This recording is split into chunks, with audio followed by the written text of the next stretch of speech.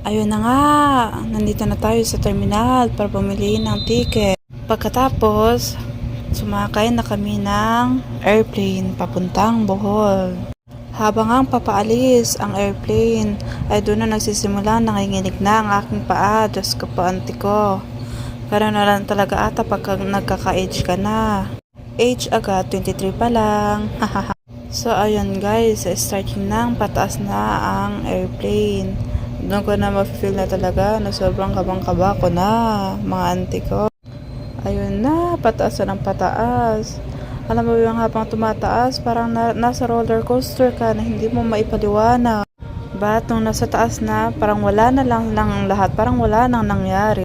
Habang nga nagbi-video ako, pagtingin ko sa mga kasama ko, tulog na tulog. By the way, ang kasama ko dito is yung dalawang tita ko, isang ate kong maganda, sa ako, pinsan kong lalaki, at saka ako. Habang nga nagbibideo ako, rinig na rinig yung mga hilik nila. Samantala ako, enjoy na enjoy kakabideo. Hinahayaan ko na yung nagsasalita sa gitna. Siyempre, for the safety net. After that, tuloy-tuloy pa rin ang pagbideo hanggang sa nakita ko yung pakpak, iisa na lang. Charis. Ganoon pala guys, pag nasa taas na, pagtingin mo sa mga buildings, parang yung ants na maliliit. Pag nasa taas ka na, halos yung mata ko nga, nakatingin, hindi maisasarado sa ganda ng view sa labas. O ayan o, mga auntie ko, yung mga buildings, ang ganda pala pag nakikita mo sa taas. Oo, yung dagat, tignan mo, oh, bakit ganun? Ganun ba talaga ang color ng dagat? And ayun na guys, napunta ako ng ibang bansa. Charis!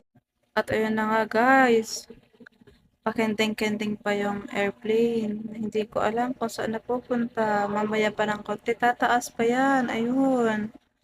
Mag-fly away muna siya, pataas guys. Enjoy muna natin ang views. Sa totoo lang, ang tagal kong gusto kong i-vlog to, kaso tinatamad ako. Ngayon ko lang talaga binag, pero last year pa to guys. Alam niyo naman, ang auntie nyo, minsan konti na lang is pagod na pagod na. Nakala mo ba na ang daing ginagawa? Ay, sus ko talaga, auntie ko. Maya-maya nga ng konti, nandyan na kami, lalapag na kami sa Bohol Terminal. Pero video muna guys. At dito sa loob, sobrang lamig. Tapos yung pag ano, yung tainga mo, akala mo bang may pumasok na hindi maintindihan sa loob ng tainga mo. Siyempre, maingay.